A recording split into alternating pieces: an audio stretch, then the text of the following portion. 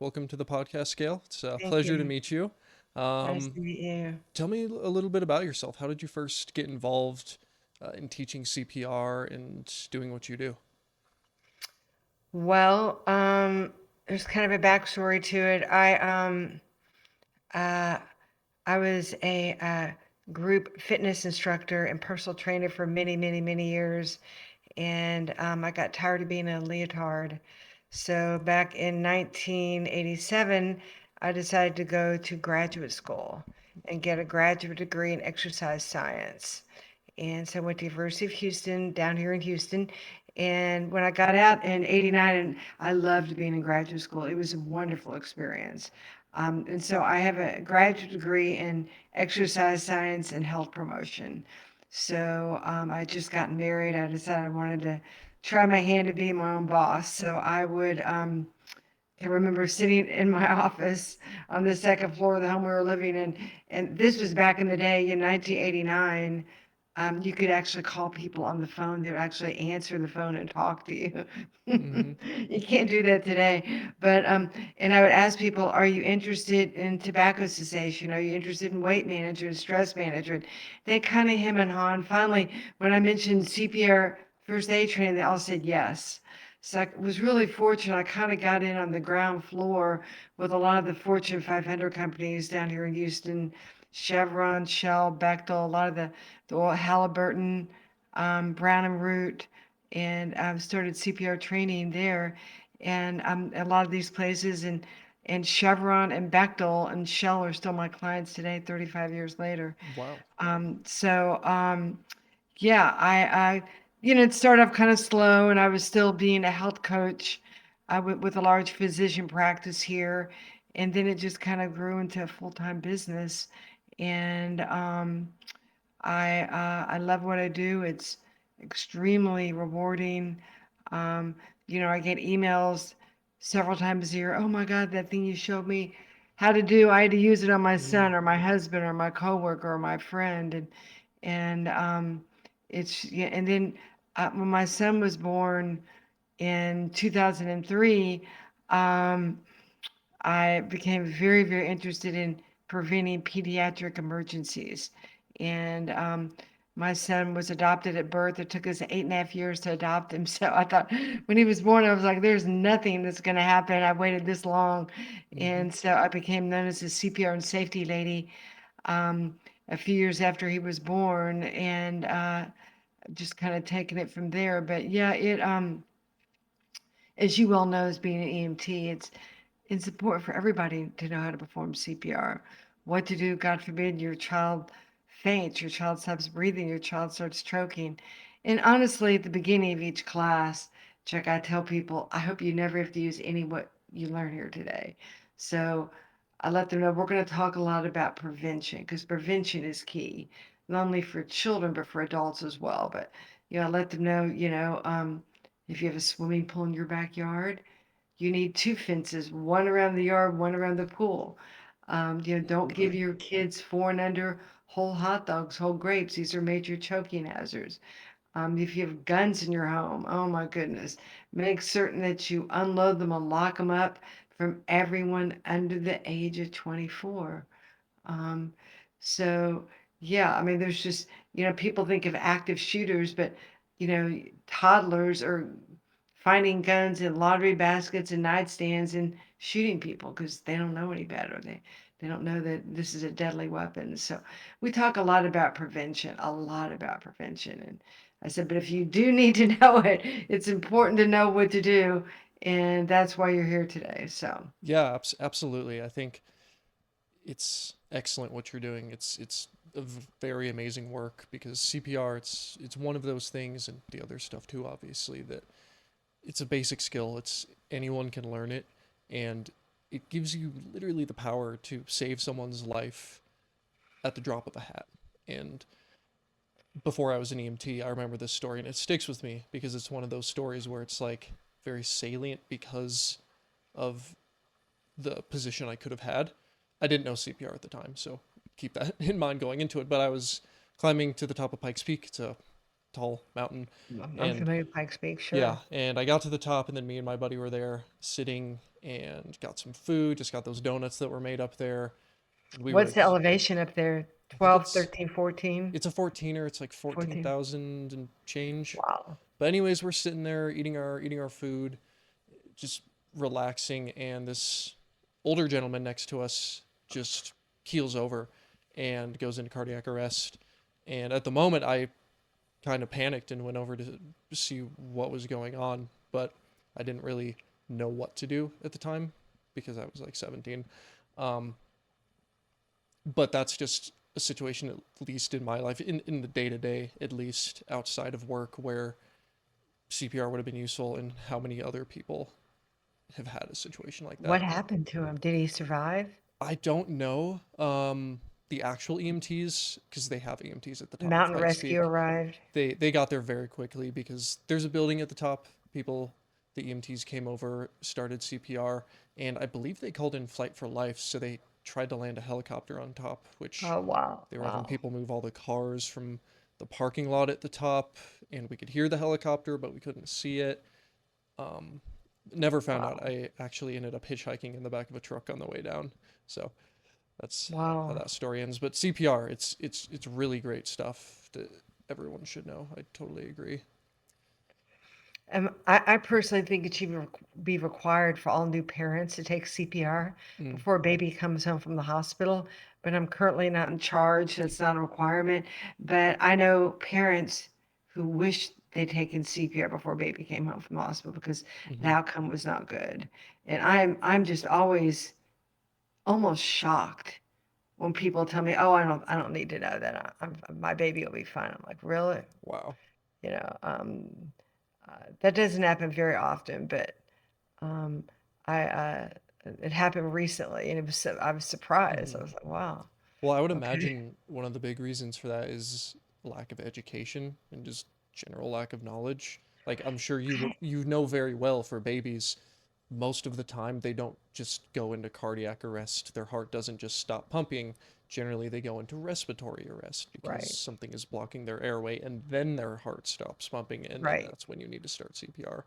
And I right." think if you broke it Well, down that way, parents would be like, "Oh, well, okay, I'll definitely learn it now because." well, usually when people are telling me they don't want, they don't want to hear anymore from me. But this particular person, I was surprised. But yeah, you're absolutely right. Main cause of unintentional death of babies under the age of 1 is obstructed airway, meaning they choked on something. And I Mhm. did meet a loving mom here in Houston 5 years ago, right before the pandemic, who lost her 8-month-old to choking. And it's just a sad story. She Yeah. said she was feeding her 8-month-old. Her 8-month-old began choking. She had no clue what to do. So what did she do? She ran for help. And people tell me, "Oh, I ran for help." She handed the baby to her husband, ran for help. By the time she got back home, her baby had died. Just a tragic, tragic story. But she and her husband were very brave. They were people of faith, and we got kind of friendly, even though we were from totally different generations and different Mhm. cultures. But she reached out to me about 6 months after I first met her, and she was like, "I'm pregnant again. I need to take a CPR class." So this is during the pandemic, so the class was on Zoom. Mm. And at one point, she turned her video off. I was like, "Oh no, she must be crying." I must have made her cry. I was Yeah. so I called her after. Was like, "Are you okay?" I said, "You turned your video off." She goes, "Oh, I just had to go pee." I mean, she was 6 months pregnant. So, but Oh. no, she and her husband were just remarkable people. The Houston Chronicle did a big, big front page story on her and me, and the importance of knowing CPR, and it was just I mean, nothing's going to bring their daughter back, but I'm so proud of her that because she knew if she'd known what to do, her baby most likely would still be here today. Yeah. So it had to be hard for her to take a CPR class. And yeah, I've had numerous people over the years, over my 35 years, tell me, "Oh my God, I had to give my father CPR. This class is so hard for me." It just, brings back all the bad memories. Mhm. But yeah, and then I had a guy in my class about 6 months ago. I think he was in his mid 50s. He was jogging Mhm. about 4 or 5 years ago at 6:30 in the morning, arrested, went into cardiac arrest on the sidewalk on a major street, and a nurse driving by that I knew stopped and kept him alive Wow. for 7 minutes Wow. until EMS arrived. And They put him in a medically induced coma for 10 days, and they kept telling his wife he was probably not going to survive. And somehow, through the grace of God, he survived. Mm-hmm. I mean, just luckiest guy in the world. Major type A, major type A Mm-hmm. personality type. And he was like, I bought that nurse a $500 gift certificate to Capitol Grill, and Oh, that's I so don't think random for I don't saving think your life. he was so funny. He came to Yeah. my CPR classes. I don't think he realized how lucky he was that he was alive. Yeah, I told him, Mm-hmm. 92% of the people die. You're lucky. And after the class, he goes, I'm going to buy her another $500 gift certificate. I mean, he was so funny. But Yeah. yeah, I mean, he was so lucky that he was alive. That nurse saw him. Mm-hmm. Um, Yeah. and there was another guy in my class from Bechtel. He was an engineer, and the guy just looked super fit. You could tell he worked out a lot. And he said he went into cardiac arrest. It was at a Gold's Gym or 24-hour fitness. He was playing basketball, went into cardiac arrest. No one from the gym showed up. But the mayor of Houston at the time, Mayor Sylvester Turner, by the way, just died about like 3 or 4 days ago. Mm. His bodyguard was playing basketball, former military guy, he was super buff, and went over there and gave him CPR. Someone got the defibrillator and they saved his life. And he showed me a picture of himself, the bodyguard, and the mayor of Houston. And they named his bodyguard like hero of the day or hero of the week or Mm-hmm. something for saving this guy's life. But he's like, I had no idea. He goes, I worked out all the time, but he had some major blockage at a young age, probably hereditary. And so people so often think it's just old, out of shape people. I'm like, no, Mm-mm. there's young people. It happens to here. Here there was a 14-year-old who went into cardiac arrest at a middle school here in Houston in August, and it's unclear as to whether they received CPR. But once they got the AED, they opened it up and the battery was dead, and of Oh course he died. man. I know. To me, it's criminal. Yeah, because there's I think Colorado does Colorado require schools to have AEDs? I don't know if it's required, but every school I've been at, maybe not my high school. My high school is also not the nicest high school, but college, grade school, and everything definitely had AEDs. And I always noticed that they had dates on there to be checked. So I would imagine that they're supposed to be routinely checked for the Well, battery so that that doesn't I happen. I can't tell you how often I go into places where the battery is dead, so it Wow. didn't surprise me. Hmm. But and I don't know why. I was interviewed by the Houston Chronicle about this story, and I don't know why it's taken the autopsy so long to come back. 14-year-olds don't have heart attacks. He most likely had an abnormal arrhythmia that he didn't know about. He was born with, Hmm. didn't know about it, and the AD would have saved his life. Yeah. 95% chance it would have saved his life. So they hired a real high-powered personal injury lawyer, and once the autopsy comes back, I hope they sue the school district, because it's criminal. Yeah. Um, and the school district's lawyers got involved, and they determined that 170 of the ADs at the schools within the school district were non-working. 170 had dead batteries. Wow. Yeah, that is, I I- mean, there's a lawsuit there to be Isn't sure. that well? You Yeah. really can't sue school districts, but I'm sure this guy will find a way to sue the school district Hmm. if once the autopsy comes back. And yeah, that I just I cried. I just thought just but it didn't surprise me because I go to places where all the time where the batteries are dead because Yeah. no one's paying attention. Now that would never happen at the large oil and gas companies and engineering firms because they pay very close attention to their emergency action plans. But Yeah. I was at another school in Houston 2 years ago, one of the most expensive schools in the city. $20,000 to $25,000 a year to send your kid to school there. Wow. Very pricey school. And And this I is asked to look, a grade school, high school? it's a private, um, they have grade, middle, and high school. Okay, okay. I think, yeah, they have high school. That's so And expensive. I asked to look at their AEDs, and they brought the two AEDs out, Jack. It looked like they'd been bought off eBay. I'd never seen Oh, this brand. And yeah. both the batteries had been dead for 2 years. Oh my gosh. That's I know. I terrible. was just, And you'd I think want, and schools that would be something of a priority at schools. yes, I wanted to say to the nurse, there's two nurses. I wanted to say, shame on you. If the parents who are paying $20,000 a year Yeah, knew no that kidding. you didn't care, they would not be very happy. And I was, that shocked me. I was just Hmm. like, whoa, there's two nurses at the school. Yeah, And people, it's just like prestigious school. yeah, that's what you pay for, I guess. These stories, I think, really they do highlight how important CPR is and how important it can be if you don't have the right tools. So a lot of people out there don't know what CPR is. They've never been trained in CPR or know what an AED is. Do you want to break some of these things down for the audience? Sure. Well, you're absolutely right. 50%, less than 50% of Americans know how to perform CPR. Not very many people know how to perform CPR, and that's why survival rates are so low. But what CPR is, it's a combination of mouth-to-mouth breathing and chest compressions to circulate the oxygenated blood to keep the heart, brain, and lungs alive.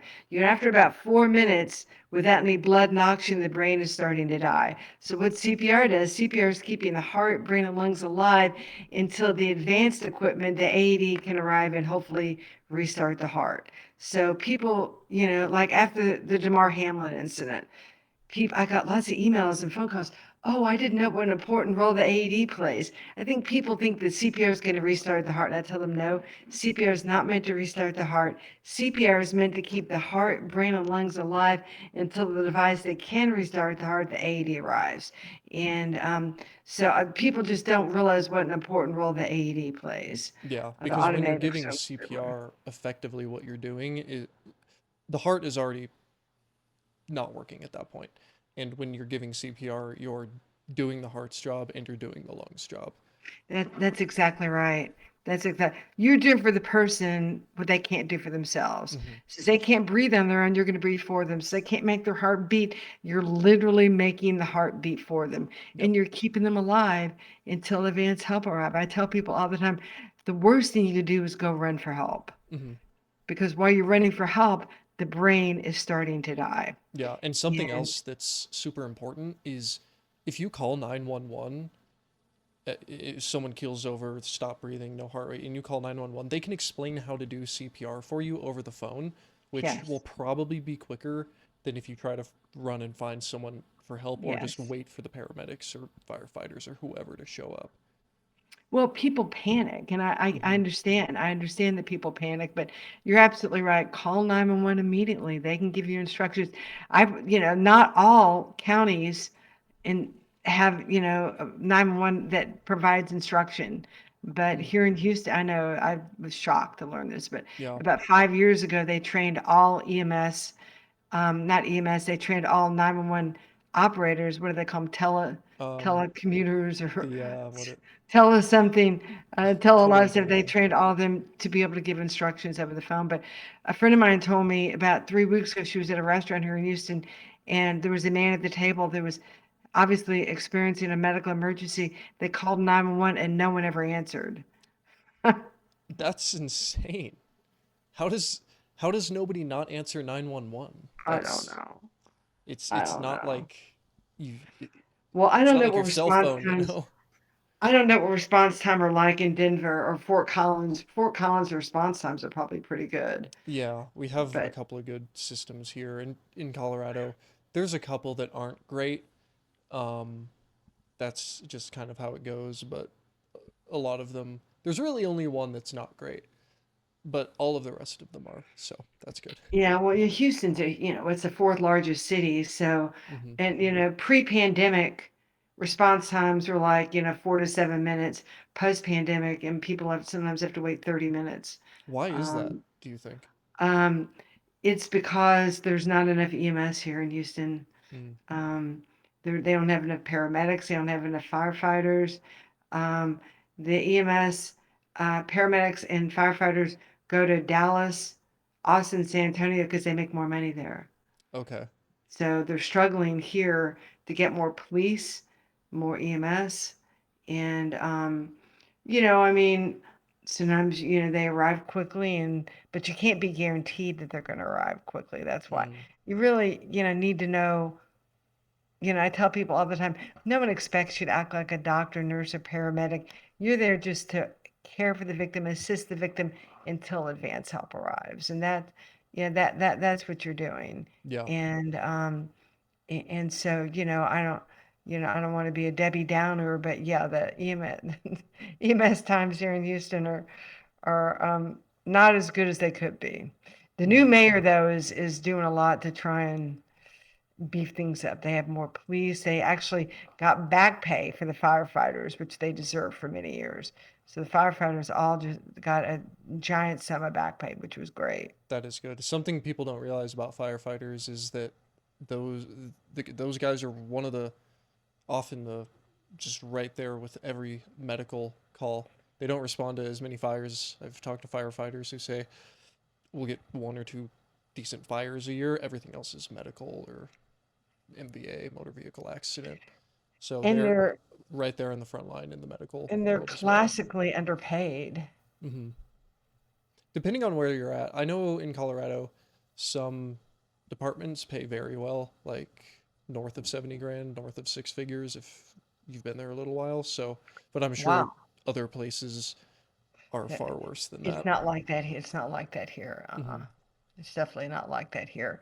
And yeah, no, but yeah, so yeah, that is, and that's what we all need to know what to do, and hopefully yeah, I tell people I hope you never have to use this, but if you do find someone who needs help, you certainly want to know what to do. Yeah. So on that topic, can you walk us through the steps of high quality CPR, starting with someone you're at a restaurant and some Sure. old guy at the table across from you passes out, hits the floor, and what do you do?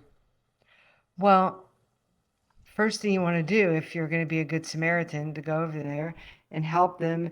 And somebody was just arguing with me on my social media about this. Um, we no longer teach non-healthcare providers to check for pulse. It is too difficult to find someone's pulse. So for non-healthcare providers, we simply teach them to check for responsiveness and breathing. If they're not breathing normally, they're not breathing at all, they need CPR. So Mm, you do not need to diagnose why they're unconscious and not breathing. That is an emergency room issue. All you need to know about a victim is, are they conscious or are they unconscious?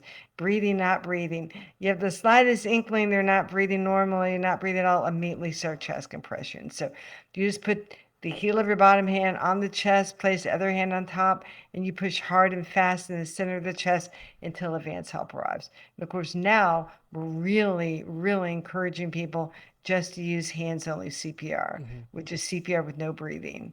And I don't know about you, but I'm much more likely to give CPR to someone I don't know if I know I don't have to put my mouth on them. Yeah, So yeah, they eliminated the pulse check like a little over 20 years ago for non-healthcare providers because it's very hard to find a pulse. And you've never found someone's pulse in your whole life. Here you are digging around their neck and you're wasting precious seconds. So yeah. statistically, they knew the overwhelming majority of people who were unresponsive and not breathing also did not have a pulse. So we are highly recommending hands-only CPR.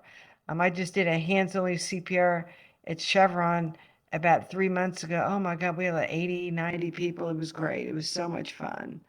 Nice. It was just great. So yeah, you're at a restaurant, you see somebody go down for the count. You go over there and you don't think they're breathing, immediately start chest compressions. Hmm. You start compressing with the first couple of seconds, you can double or triple the person's chance of survival.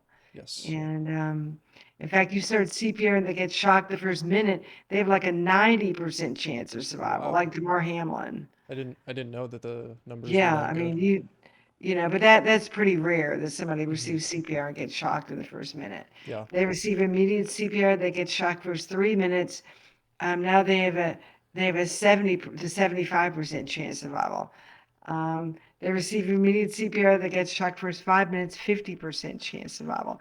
Even if you receive immediate CPR, if you do not get shocked within the first 10 minutes, you're probably not going to survive. Mm, So CPR in conjunction with AD is what's going to save most people. yeah. So people ask me all the time, oh, should I have an AD for my home? I'm like, no, you need to practice heart healthy habits Hmm. because, heart attack is going to be one of the main reasons that causes adults age 35 and up to go into cardiac arrest. I'm like, don't use any kind of tobacco, manage your blood pressure, reduce your cholesterol, get physically active, lose a little bit of weight if you need to.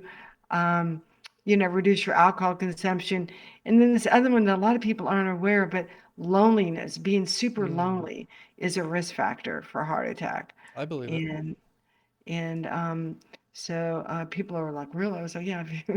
They've done studies that found that people who are really chronically lonely were more likely to die from a heart attack. Ironic, isn't it? They're dying of a broken heart almost. Yeah, right. That is kind of ironic. Yeah, some of these Some things some are of those end up initial being true. studies. I'm sorry. These things end up being true when you look Yeah, deeper. and some of the initial studies on loneliness were actually done here in Houston back in the 1980s by a childhood friend of mine who's now, a famous New York best-selling author and physician, but a cardiologist out of California. And he was having people reverse heart disease through lifestyle. Oh yeah. So he would have him eat, a vegetarian diet. He would have them walk every day. They'd meditate. They'd do Hmm. yoga, Hmm. and they'd do group therapy a couple times a week. The only guy who died was the guy who refused to do group therapy. He just didn't want to he didn't want to connect with other people in the group, and he's the only one that died. Yeah, connection is so important. Here's a good one. You'll like this, I think. There was a study out there that compared the effects of antidepressants with a host of other things, and one of those things was dancing. And I believe that dancing was 2 to 3 times more effective than antidepressants. Just dancing with someone else. Oh, I absolutely believe it. Me as well. I mean, I was dancing with my girlfriend the other day, and afterwards I felt like high on life almost. It's such a great activity. I It absolutely checks all the marks. absolutely, yeah, just, to me, physical activity Hmm. is the best antidepressant, any type of physical activity. I totally Um, agree. and I joke with my friends. I told them, I said, I'd be in prison if it wasn't for exercise. Yeah. My first podcast episode was on exercise. It's a broad topic, but pretty much on every episode that I've made, I always hit on it because it helps everything pretty much. It does. It's Whether it's just, hypertension or Alzheimer's, or I do have an episode coming out about heart attacks next week. And in that one too, exercise, obviously, diet, exercise, diet, sleep. There's a reason it's harped on by anyone who knows anything about medicine. It's because they work and they work exceptionally well for everything. yeah, I mean, it's so funny you mention it because I'm having lunch tomorrow with a childhood friend of mine. We both grew up in Dallas. And when I was like 12 and 13 and 14, I would walk from where I lived and I'd walk to Love Field. It was about 12 miles there and back. Mm. And each weekend I do it on Sundays. I'd pick a friend, choose a friend, say, you have to come with me today. Yeah, come walk a half So, marathon with me today. yeah, that was like the Lucky you. beginning of my exercise career. And Hmm. she told me, she goes, oh, I dreaded every time you told me I had to go. She goes, and all my, but they did it. They went with me. Yeah. And I, yeah, in fact, I measured. I was in Dallas about 6 months ago, and I drove from my old home to Love Field, and it was 12 miles round Oh trip. wow. Or I think I did it on Google Maps. That's right, I did it Mm. on Google Maps. I was like, yeah, 12, half a marathon on Sunday, but they Yeah. all hated it. But It's I excellent just, for you.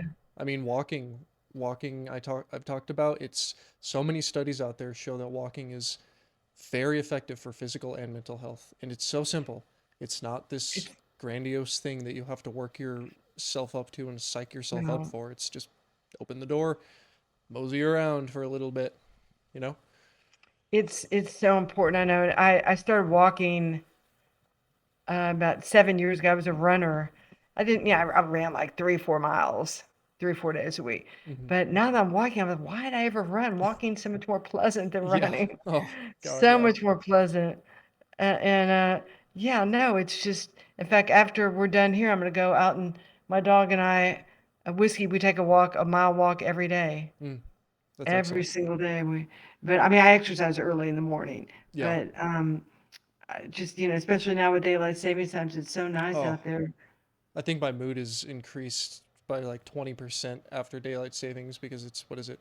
Almost 5. It's plenty of daylight left, you know? Oh, summer. And just It's going just out and so, walking, getting sun. Sun is good for proper cortisol release throughout the day, vitamin D. It's it's so important. It just, yeah, it's, and, um,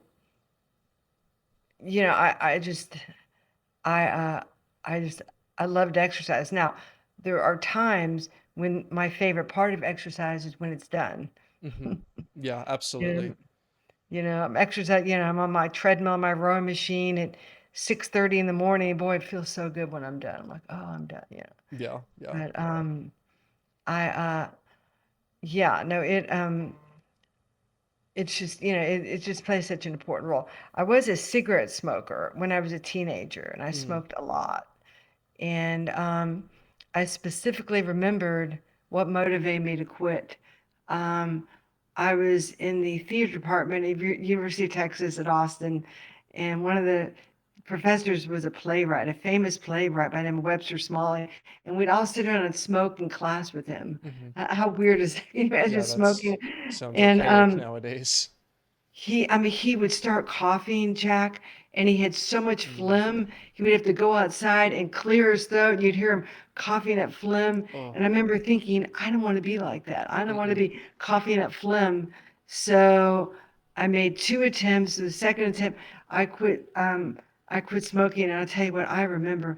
I'm not a big vomit person. I think I've thrown up 3 or 4 times in my life. I was Oh, I feel vomiting you. from withdrawal. Wow. And then I started running like a week later, and the rest is history. I never started again. So, What I advice was would you like, give to people who are trying to quit smoking or quit using nicotine? any advice? Well, Hmm. I used to work with smokers. My advice is quit. Do whatever you have to do, whether, you have to use meds from your doctor, whether you use nicotine gum, quit because you'll feel so much better. Hmm. And it took me about 3 attempts to finally quit Yeah. because you're miserable. I mean, nicotine, if it wasn't so unhealthy, it's a really neat drug. It's like Yeah, it's a hell of a a drug. stimulant and a depressant all rolled into one. But I remember how sick I felt. Oh my God. I mean, I was vomiting, which was really unusual for me. So Hmm. uh, just do whatever you have to do to quit. But I do know that I started running. I think running, the exercise is what kept me from starting again. And then you feel so good. You're like, wow, I feel great. I don't ever want to start again. Yeah, the high you feel of runner's high or after Oh, working out or the sauna. Sauna's a great one for me. I feel so great a- after that. ab- absolutely. Hmm. Yeah. But people like, I told my husband the other day, I don't know if those public service announcements they have on TV showing people like with, no mouth or no nose or a big hole in their throat. And they're like, I used to be a smoker. Hmm. Yeah. I don't know if those are very effective. Yeah. Scare But tactics. yeah, I don't know if scare tactics are effective, but if you're a smoker, do whatever you have to do to quit. Whatever you have to do, because um, there's meds and I can't remember the name of the drug that they. Is it bupropion? Which one? Bupropion? I can't remember. I remember But learning about it in pharmacology, but yeah, maybe you're familiar there's with it. magic, there's nicotine gum, there's sprays, there's do whatever you have to do because Hmm. it was definitely one of the best things I had done for myself was quit smoking. But I started when I was 12, and I'd smoke right along with my mom. Hmm. Yeah, it's interesting. It seems as though smoking is a very social thing. Um, I know a lot of people who smoke socially, and that's the only time when they smoke. And it almost seems like smoking is making a bit of a comeback because of the Oh, social aspect, and because oh, I think a lot really? of people like the aesthetic of it, which I know sounds ridiculous, but seems to kind of be the case for me. The Well, Marlboro Man, that sort of aesthetic. I know vaping is really Mm. popular. It is. There's a lot of people who vape. There's also the nicotine pouches that are out, the Zens and Velos and all of those. Um, are you familiar with those I'm particularly? not familiar. I'm familiar with spit tobacco. Yeah, so it's different than snus. It's different than chewing tobacco, like the leaf. It's lab-made synthetic nicotine in a cellulose pouch, effectively with flavoring. Oh, Um, well, I'm not familiar with it. No. yeah, this is surprising. It's very popular, very big, very huge. nowadays, Wow. especially with young kids. And as far as I can tell, I mean, this is my non-doctor opinion, but as far as I can tell, it seems like they're probably the best nicotine alternative that we have because, as I said, they contain nicotine and cellulose and flavorings. And nicotine on its own is not carcinogenic. However, we don't have the long term studies yet. That's also what people said about Yeah. vaping at the start of it. So we don't know currently, but as far as I can tell, they seem like a better option. That certainly better than smoking, most likely better than vaping. So, Yeah, it's just a nasty habit, mm-hmm. and I can't believe I used to do it. I mean, I was 2 pack a day, Wow. heavy smoker. Mm-hmm. And, that was back in the day. I guess my mom just felt like, well, if I smoke, I can't tell her not to smoke. If my son smoked, oh my Yeah, it's God. good to lead by example with raising kids. I'm sure. Yeah, no, I would, oh my, be all over his case if he smoked. Mm-hmm. But thank God he doesn't. But I tell you what, when he went off to college, 2.5 years ago, we drilled this into his head. We said we'd rather you drink responsibly than do any drugs Mm-hmm. because fentanyl is in everything. Yeah, drinking. I mean, drinking has its a lot of its own slew of downsides, but it's certainly safer than risking Oh. fentanyl, especially when cocaine is so popular, especially at universities. God only knows what's in that, cocaine. Well, So, my son had a friend who died of a fentanyl overdose, mm, and the cops told this kid's father. They said, the drug dealers don't care. They chop up everything on the same table. So mm-hmm, there's a lot of cross contamination. The fentanyl ends up in weed, it ends up in coke, it ends up in everything because they're not being fastidious about the way that they're cutting the drugs. yeah, And this kid who died, he was the best kid. mm, Oh my God, he was the best. One bad choice, one bad decision. That was it. yeah. No, One that's bad decision. so tragic. He was just, oh my God, he was just this amazing, amazing kid. But yeah, I think that it's important that parents educate themselves Hmm. about all this stuff. And I know they're talking to grade school kids about fentanyl. Wow, That's that's that's how, isn't insane. that great? Well, they have to. Yeah, I mean, I They guess have to. because they're It's getting just exposed to using drugs, or why specifically I didn't hear why? your question. I'm sorry. Are they talking to them about it because grade school kids are doing drugs that might contain fentanyl? Or, They're getting exposed to drugs. Often people will have gummies, and mm, and kids will think, oh, it's a gummy, it's safe, and you need to hmm, let them know it's not safe. yeah, And you just, what I think, 70,000 people this year will die of fentanyl overdose. I think that's the it's a number. lot. Yeah, It's a huge. lot of people per year die from overdose. I think it's in the neighborhood of 100,000. So, It's huge, and it's just, yeah, and so you just have to educate kids about it. hmm, And so you have, and I think some parents just, I mean, I've already learned today, like I didn't know anything about nicotine pouches. I was like, oh, that's new. So I yeah, think some parents just don't know yeah. about some of this stuff. So you have to educate them, um, and you have to talk to your kids. And it's just, um, people say, oh, things aren't that different than they were 50 years ago. Things are totally different Oh than yeah, they were 50 years. Fentanyl was not around 50 years ago. yeah. Well, I hear people You, talk about weed. Older people, and they say weed is not weed anymore. Back when I was a kid, weed was it was a plant, it was a leaf. You smoked it, you kind of got high. But now you smoke, and you're sent to Timbuktu, and right. you're out in the middle of nowhere in your brain. A Exactly. lot So stronger nowadays. it's not the same, and crime is worse, and there's more motor vehicle accidents. I mean, there's obviously more people. The number one cause of death at children ages 1 to 19 is gun violence. It Hmm. wasn't like that 50 years ago. It wasn't even like that 30 years ago. And I'm assuming, I think Colorado's a gun state, kind of like Texas, but It's here, in between. you can't make anybody mad while you're driving. Mm, Because if you Houston has the highest rate of drive-by shootings wow. of any city in the nation. So you cut somebody off or you make a funny finger sign at them, they'll shoot you. Hmm. And so you just have to be really polite and Yeah. submissive when you're driving here.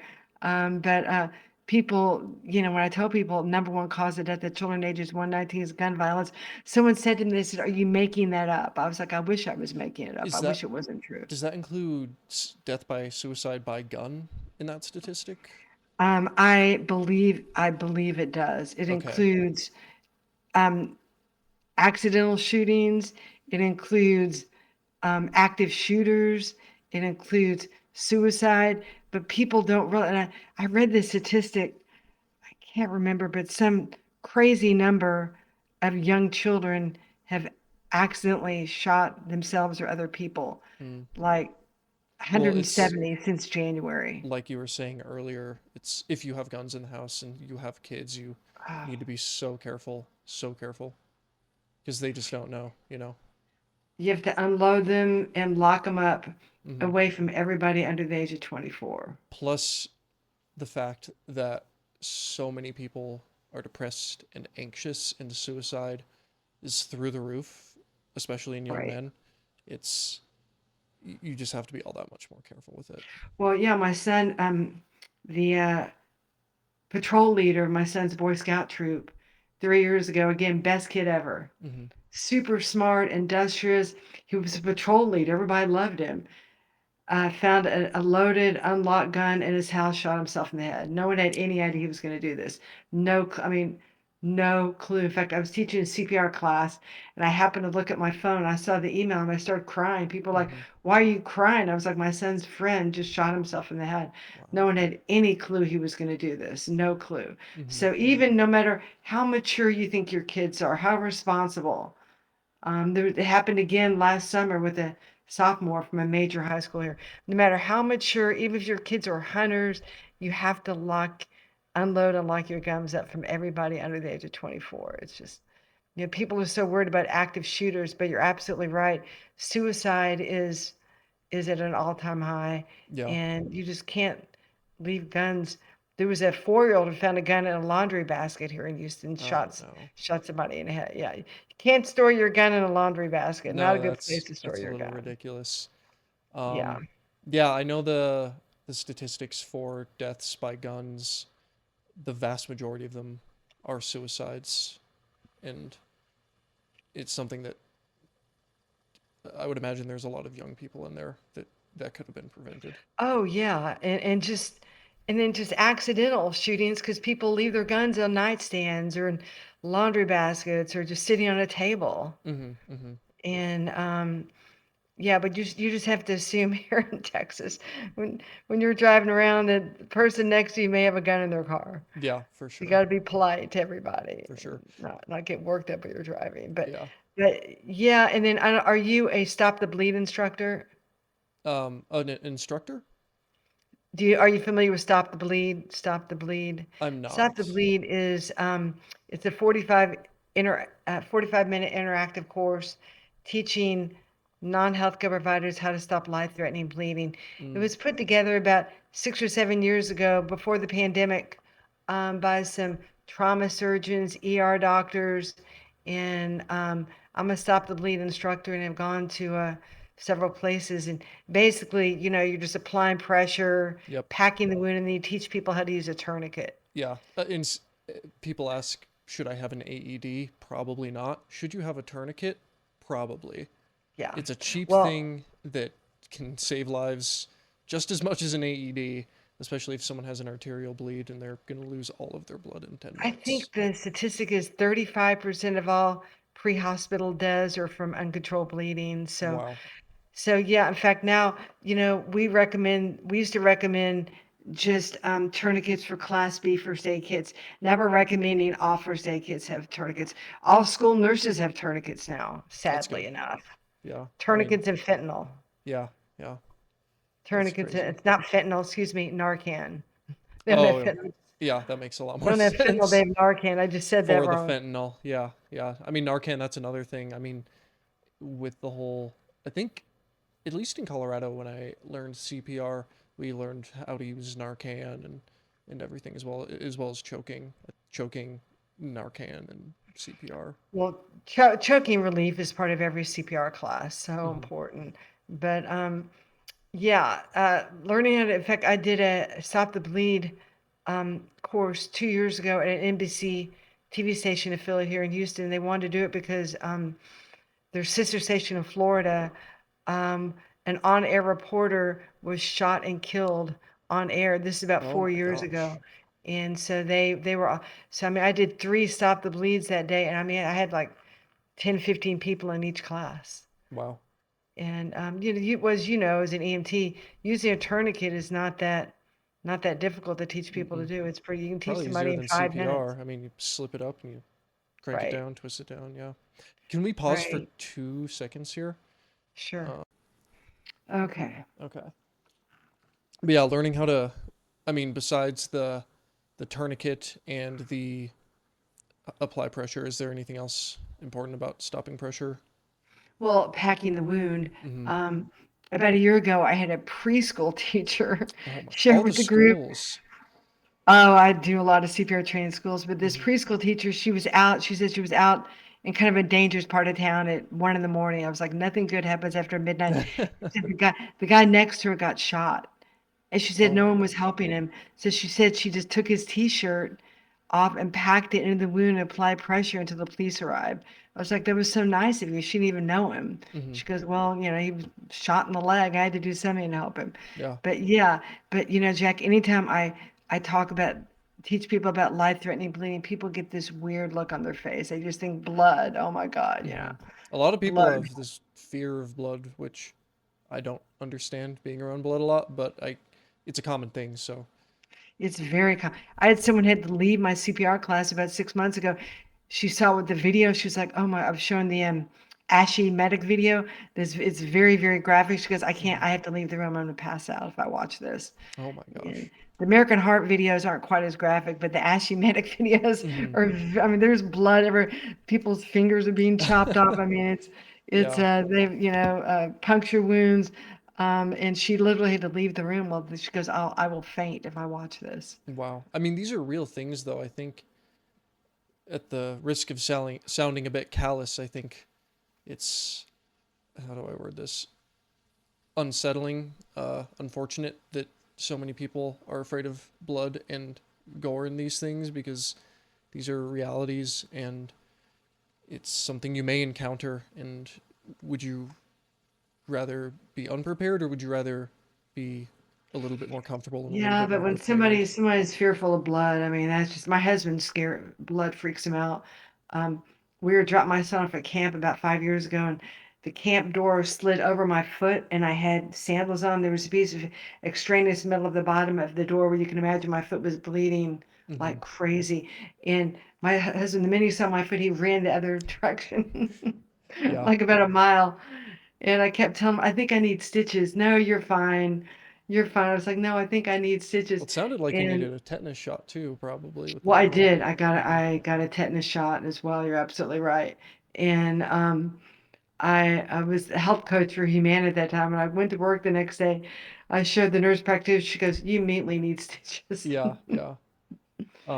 How would you recommend that people stay calm and confident when responding to bleeding or CPR or You know choking? how I recommend they stay calm? I recommend they take a CPR first aid class. Mm, yeah, be That that prepared. that's how you remain. That's how you remain calm because you know what to do. If you don't know what to do, if you have no clue what to do, you're going to be panicky. Hmm. But if you know what to do, you're going to be much, much, much more prepared and much more calm. Someone reached out to me on social media 2 years ago.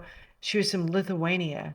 Oh That's the cool wow. thing about social media. Hmm. And she said in Lithuania, you have to show proof of a CPR first aid card in order to get a driver's license. I That's was like, pretty well, cool. not here in the United States. Yeah. No. Um, Definitely not here in the United States. Definitely would never happen in Texas, like every man for himself. Yeah, But it's the wild, wild but west. that's how I think people remain calm. Take a CPR class so you can educate, and a first aid class so you Hmm. can educate yourself about what to do. One of the law firms where I do CPR training, usually it's just the admins that come to the class, not the lawyers. And the admins told me there was a young lawyer who had a seizure Mm. in the senior partner's office. And they said the senior partner had no idea what to do. Here's this person, they're a lawyer, they've had 7 or 8 years of school, Hmm. had no clue what to do with this person that have a seizure. So she ran next door to get help from another partner. The second lawyer did not know what to do.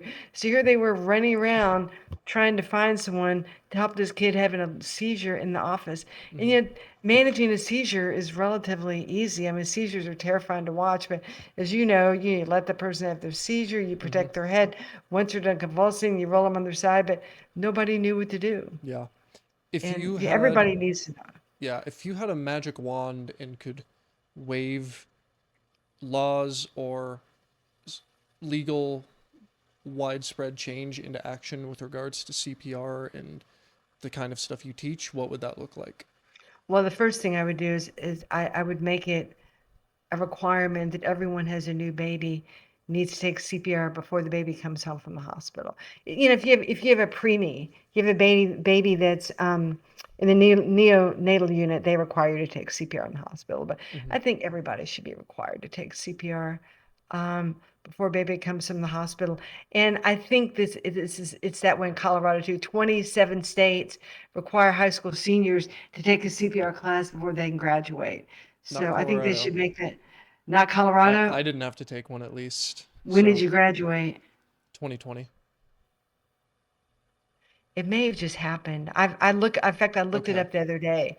May not be Colorado, but yeah, but Texas, um, legislation was passed that as a high school senior, you have to take a 30-minute CPR class before you can graduate. And that's great because it'll train hundreds of thousands of people to join that army of good Samaritans who can Hmm. step up and help people. Yeah. And so I think all states should have that. But yeah, I think all parents should be required to take CPR before baby comes home from the hospital. I And totally agree. and you know, I think it's the same way in Germany. I think Germany, because of the Autobahn, Yeah. I think you have to. I think they require citizens to take CPR, first aid as well. Hmm. But I think those are the only two places that I know of in the world that require citizens to take CPR. Um, I don't know if there were. It's certainly not going to happen in the next 4 years. Yeah. Yeah. Um, it's one of those things though where even in high school, I think I had the wherewithal to realize that a lot of the stuff they were teaching wasn't particularly useful, and that a select number of things were, one of them being my personal finance class. I think Right. going into adulthood, you should know how to spend money, how to manage your money. Like, this is a useful thing. And then, same with CPR, going into the world where you're interacting with a lot of people, especially in university, knowing how to give CPR if someone has CPR, or if you're at a concert. Went to a concert once and a lady had a seizure. You're entering into all these public situations and knowing how to deal with an emergency. It benefits everyone. Well, I agree. And my son's at SMU in Dallas, and we first dropped him off his freshman year. And one of the things I did, I went to the Office of Emergency Management, and I asked them how many ADs are there on campus, who's trained to use them, who's trained to do CPR. They were so nice, and they were so on top of it. Oh my goodness, Hmm. I was really impressed with the Office of Emergency Management, That's good. and they were great, and I was very very impressed. But they had I think they 35 defibrillators at the campus, a lot. That's pretty good. And they were, I was glad. Yeah, I and was that's glad something they, whenever I walk into a building, I always try to find the AED I did too. Yeah, I because did too. it's if someone screams, "Someone pass out, call 911." It's like, okay, well, I already have this logged where this thing is, so when inevitably we'll need it, I can start CPR because I know how to do it, and then say, "Hey, you there, around the corner, through that hallway, get the AED." You know. I agree. I'm always looking for the ADs. And I when my son was in middle school and high school, we used to go to theme parks, Hmm. Disneyland and Universal Studios. I was always looking for the ADs. Um, at the theme parks at Universal Studios. This happened in Florida. I don't know, maybe 25 years ago. A young girl went into cardiac arrest at Universal Studios. At that point, there was no AEDs there, and of Mm. course, the family sued Universal Studios, who has very deep pockets, Yes. and as part of the settlement, they had to have AEDs every certain distance at Universal Studios. So Hmm. anytime I go to Universal Studios, I'm looking at the AEDs, and they have cobwebs on the box. I was like, that doesn't look like it's been open in 10 years. Yeah. At least they have them, and um, I know that a Target now has AEDs, Costco has AEDs, Hmm. Sam's Club has AEDs, Walmart has AEDs, HEB, which is this giant grocery Oh yeah. store, has AEDs, and they're just getting to be more common because I think people are I mean, sudden cardiac arrest, a little under 500,000 people died this year from sudden cardiac arrest. So it's It's a lot. leading cause of death. And I tell people 23,000 of those are going to be kids. It's not just old, out of Wow. shape people. It's a lot. It's a whole lot. My son's had two EKGs, one when he was 13, one when he was 19, about 2 years ago. And he came out clean each time. But um, another guy that runs these screenings, and he said each time about 2% of the kids, usually men, not always, but usually guys, need further testing. Hmm. Yeah. So there's a little girl, I think she's in grade school. She's like she's about maybe 11 or 12, who I engage with on Instagram. It's her dad running the account, but she has long Hmm. QT syndrome. Okay. And which is just not something you want to be walking around Yeah. without knowing about it. And she's so cute, and she has a really engaging Instagram account. But yeah, I mean, just how, I mean, to share like a personal story, I have recently developed PVCs. Do you know what these are? yeah, And they're relatively harmless, but you know, they can make it hard to fall asleep. They're right. uncomfortable, and it's a heart thing. And I'm sitting there like, I'm 23 years old. Why is my heart not functioning perfectly? And you know, probably good number of reasons for it, but it is proof that even young people can have heart issues, even if they're relatively healthy. On the Yeah, topic of health, how would you recommend people to live more heart healthy in terms of diet, oh my gosh. exercise? Well, you know, as my husband says, he's like, not everybody can behave like you do and eat like you do and exercise like you do. But the first thing is, I think, obviously, if you're a smoker, Hmm. stop, or tobacco, any kind of tobacco user, stop using tobacco. Tobacco users have a 70% greater chance of having a sudden death heart attack. But the Wow. most important thing, like we are talking, just try and get a little exercise. Even just walking 10 minutes a day Hmm. has been shown to significantly reduce the risk of having a heart attack. Hmm. Um, just even just marching in place, Yeah. dancing, Hmm. um, any type of physical activity is better than no activity at all. Reduce your alcohol consumption. Um, and we all know that, that hopefully everybody is aware now, but maybe not, that people used to think, oh, well, drinking one drink per day is healthy. It's not. No. It's definitely not. There's nothing at all healthy about alcohol. Yeah. And um, just make certain that you feel socially, emotionally connected to other people around you. Try and reduce your risk of eating ultra processed foods. Oh my Yeah. goodness. Don't even get me started on those. Yeah, I mean, it's just, just so important to try and, eat healthy foods, Hmm. make certain you're consuming enough protein, reduce your alcohol consumption. Just, Yeah. but, people often think that they have to train like they're training for the Olympics in order to get fit. I was like, no, there's exercise for health Hmm. and there's exercise for fitness, exercise for health. Just get out and walk around. Yeah. I just had a conversation a couple days back, and uh, it was with a guy named Gianni, and he is a strength and conditioning coach, masters of exercise science, and we pretty much had landed exactly where we're at now, where you don't have to train to this bodybuilder or Olympic athlete or marathon No. runner level. You just need to train in a way that makes you healthy. And so that you can do the things that you want to be able to do, walking up the stairs and not feeling gassed, picking up your Right. grandkids and it being easy, that sort of stuff. And I think that can be an important frame shift for people to realize like, hey, I don't have to work as hard as these social media influencers are maybe showing me. Oh no. I mean, Yeah. it just they make it look like you have to train for the Olympics and you really don't. Hmm. Just to improve your health. Yeah. Um, you know, and now I'm a big believer, for me, in resistance training. I'm a big resistance trainer. I have been for since I quit smoking. Yeah. So a long, long, 30, 40, 50 years. Um, and I'm just, 2 or 3 times a week.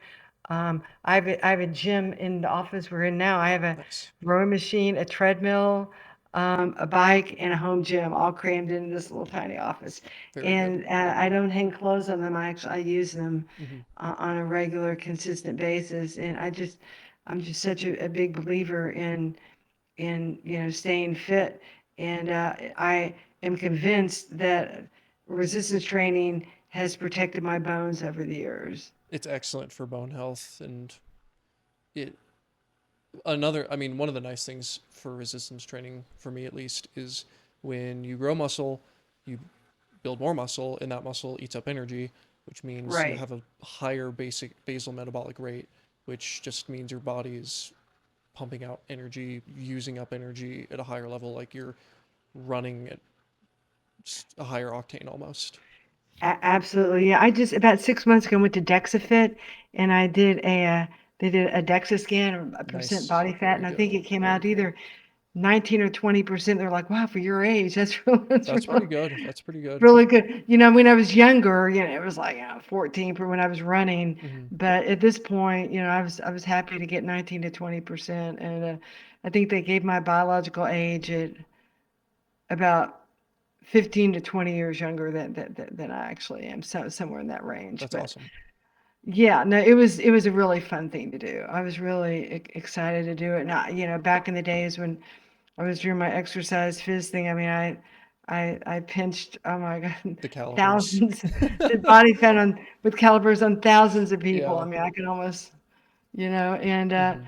so, but it was fun. It was fun to do the scan, and I want to go back and do the VO2 max and Mm. see Yeah. see see see what that's like. Because on my treadmill, I'll walk on an incline about twice a week, and um, yeah, it's just, I don't know. I just, to me, it's important. I don't expect it to be as important to everyone else, but man, if you're trying to get healthy, just get some kind of exercise, Yeah. no matter what it is. My dad used to walk around the house. He had a path. He'd walk from his room to the bathroom to the dressing room back. And he'd do that for like, I was like, what are you doing? Well, that was his exercise. Yeah. I mean, it can be simple. Um, this I talk about this a lot on the channel, and I always hit this point, and I think getting other people's perspectives is good. Where here's what to do: exercise, cut out processed foods, limit drinking, stop smoking. And I think a lot of people are familiar with these sort of pieces of advice. And I think the more pertinent thing is how do you actually enact these changes? How do you take the steps in the right direction? What would your perspective be on that? Okay, I don't fully understand the question. Like, I think a lot of people know that they should probably exercise more or cut back on drinking, but like, what are some actionable steps that they can take Oh, day to day to actually? Because it's hard to do these things cold turkey. You're not going to go from never no. working out to working out 6 days a week, or you drink 6 drinks a day. You're not going to just quit cold turkey most of the time. What No, are well, some I'll be mindset things, I guess? I'll be perfectly honest.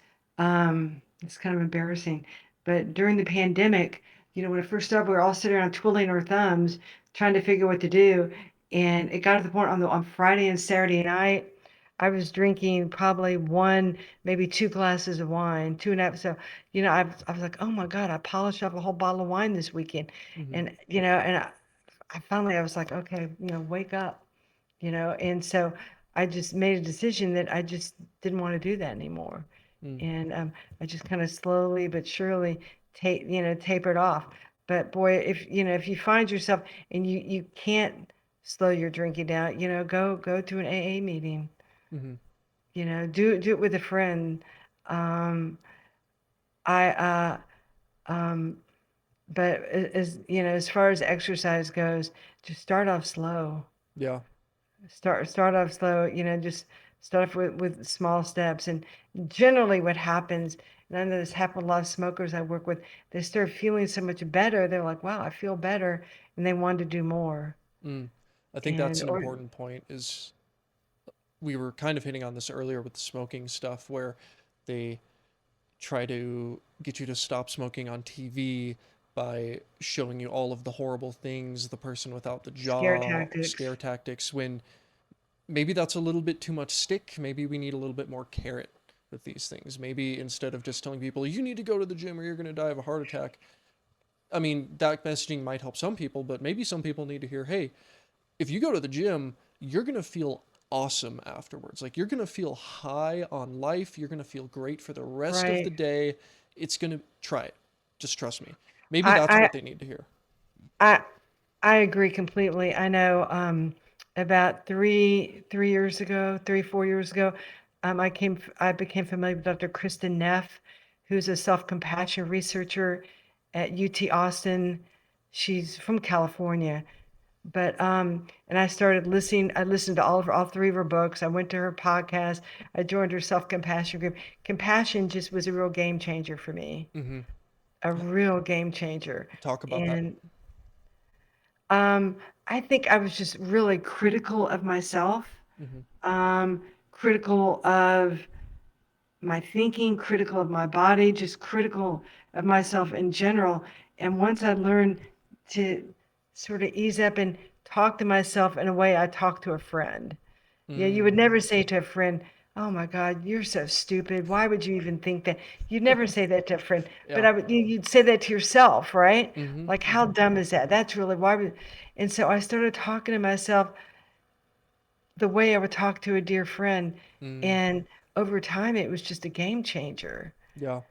And just learning to love yourself. It sounds kind of woo, you know, it sounds kind of woo woo, but Yeah. it really was a game changer. So I think just being compassionate, being kind, and you just right. Unfortunately, right now in the world, we're not seeing much of that Yeah. And at I all. think it's something that does need the drum beaten more about because I've noticed it with myself.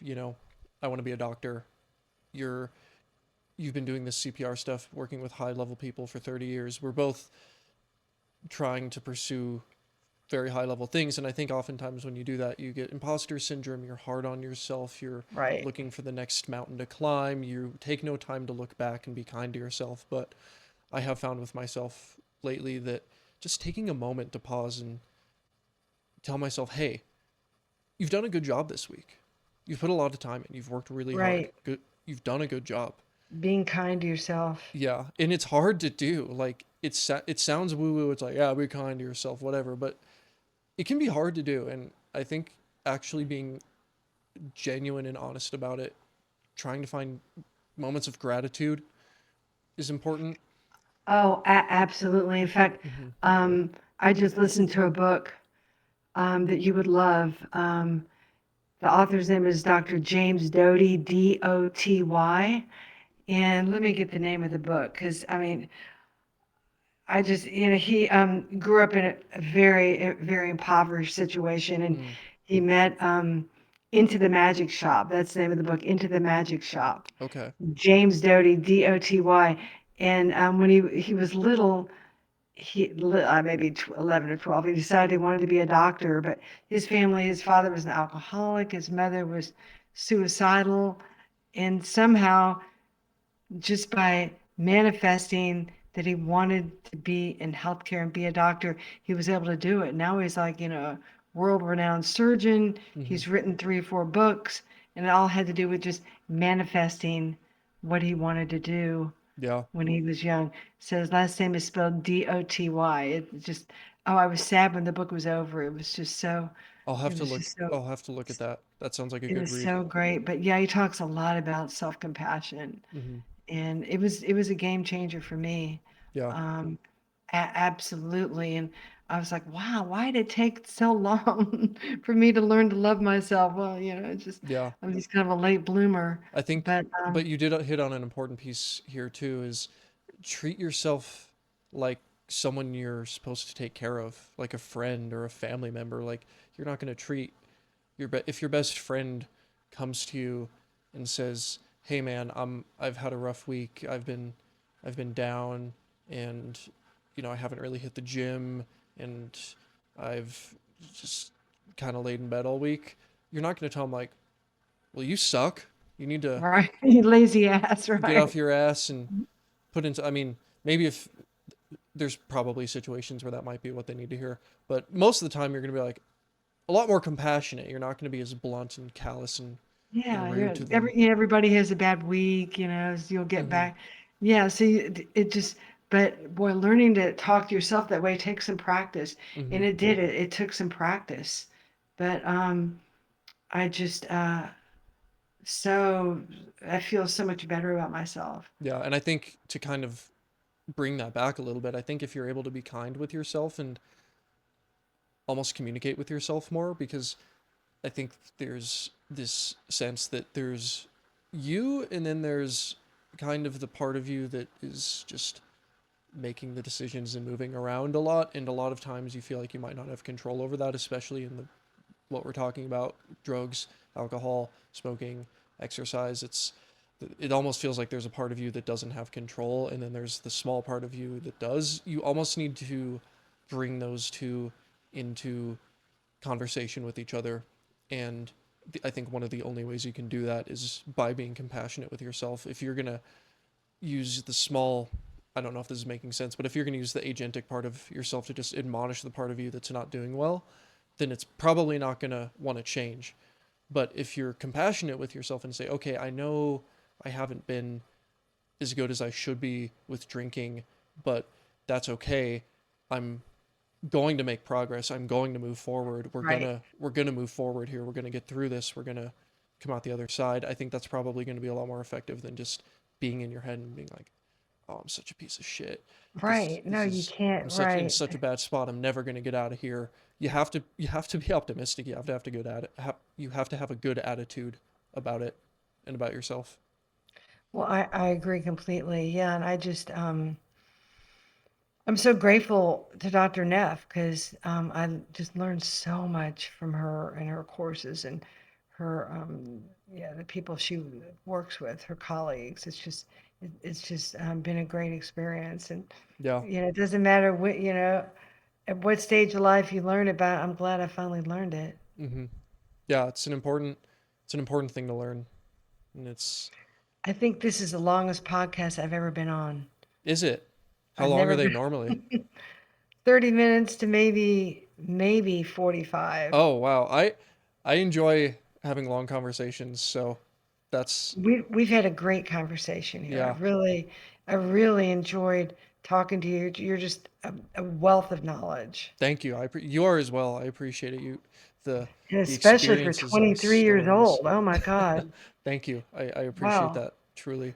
Really, really. And I know you're looking to go to medical school. That is correct. Yeah, med school. Well, good luck. Thank Have you you. taken the MCAT yet? I have. That was a bear of a test. It was I'm basically sure. 3 months of just being stuck up in my room every extra moment to a point, Near the end, I was getting very jaded with it and was just sick of studying all this crap for the test. Where are you applying to medical school? Um, I have a list. I don't know all of them off the top of my head because there's a lot because I'm basically throwing a lot of shit at the wall and seeing what sticks. You're Um, what? throwing a lot of shit at the wall and seeing what sticks Oh, because most of these schools have what 5% acceptance rate. But um, some notable ones would be Stanford, Mayo Clinic, wow. Cornell. What else? Baylor, Wow.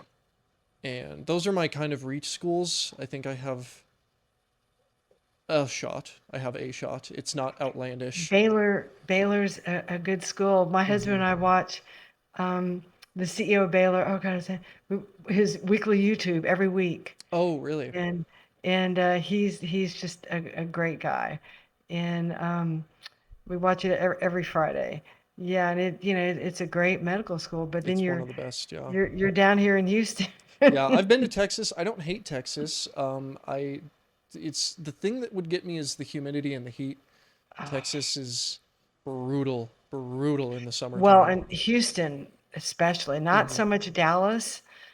Dallas isn't quite as hot and humid. There's Southwestern Medical School in Dallas too, which is also a top-notch medical Yeah, school. I think I know that one. I But think that's on my but list. Houston, and I know today was probably the very last day that it's going to be even somewhat cool. It's going to be Yeah. 90 tomorrow. Oh, wow. It's not so here. It's what 65 today, which is like nice. Where everyone in That's Colorado is like, oh, so it's nice. 65. This is a warm day. It's balmy outside, It's you so know. it's so nice. Yeah, I went to University of Denver for 2 years. Okay. And Okay. I loved it. I loved it. Mhm. I loved it, but it was crazy expensive. So Mhm. after about 2 years, my parents were like, "You think you could come home to Texas? It's gonna get a little pricey here." And but I really enjoyed my time and my friendships there, and Mhm. I ended up graduating from UT Austin. But it's just I really enjoyed talking to you. Yeah, It's likewise. really you just oh my God, your sensibility and maturity for 23 is um, well surpasses a lot of other 23-year-olds that I know. So Thank you. I appreciate that very much. best wishes to you. And where will this podcast show up? Um, Pretty much everywhere. I haven't figured out the video for like Spotify yet, so the video is only going to be up on YouTube, but the audio is going to be up on Spotify, Apple Podcasts, YouTube, really all of the big Well, ones. let me know when it's up, and I'll post it on my social media, and hopefully I didn't say anything too stupid. No, no, absolutely not. Yeah, I'll definitely let you know. It's But it's really been fun talking to you. I just bright spot in my day for sure. awesome. Me as well. This was a great little cherry on top to the day. So, Yeah, I just saw this thing on Facebook. I thought, oh, I'll just join the group and see what happens. And there's a lot of craziness going on oh, there. yeah. No, I was glad when you messaged. I'm like, oh, thank God, someone with like actually in the medical realm with medical experience. So, Yeah, it just there's a lot of craziness going on there. But mhm. um, there's good parts of social media and there's not so good parts. But I'm glad we Yeah. met. And just when do you think you'll post it? Let me see. I've been kind of doing like a 1 week, once a week schedule, maybe twice a week. Probably in 2 weeks or so. All right. Just We just message me or send me an email and let me know and send me the link so I can post it on my social media. absolutely. All Um, right. Gail, Hey, it where was can people find you? What are your um projects? Anything you want people to know about? I am on Instagram at the CPR and Safety Lady, the CPR and Safety Lady on Instagram and Facebook, and my website is cprandsafetylady.com. Perfect. And I yeah, no, I'm having so much fun with what I'm doing. I'm just That's awesome. That's what um, matters. You know.